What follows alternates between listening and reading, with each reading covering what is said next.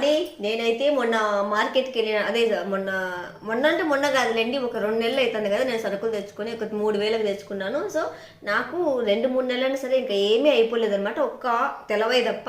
ఎందుకంటే ఆ రోజు తెలవాయి తెచ్చుకోలేదు, మరుసటి రోజు ఒక 1/2 kg తీసుకొచ్చినాడు మా మామ.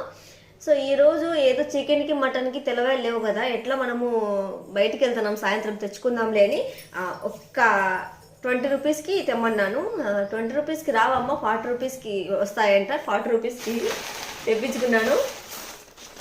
ఎలాగో నేను బయటికి వెళ్తా కదా ఈవినింగ్, అప్పుడు తెచ్చేసుకుంటాను. సో 40 రూపీస్కి 4 వచ్చినాయి. 40 రూపీస్కి 4 తెలవాయలు వచ్చినాయి. నేను తెలవాయలు తీసేటప్పుడు మార్కెట్లో కేజీ 250 రూపాయలు. ఇప్పుడు మరి కేజీ ఎంత ఉన్నాయో, 300, 400 మరి.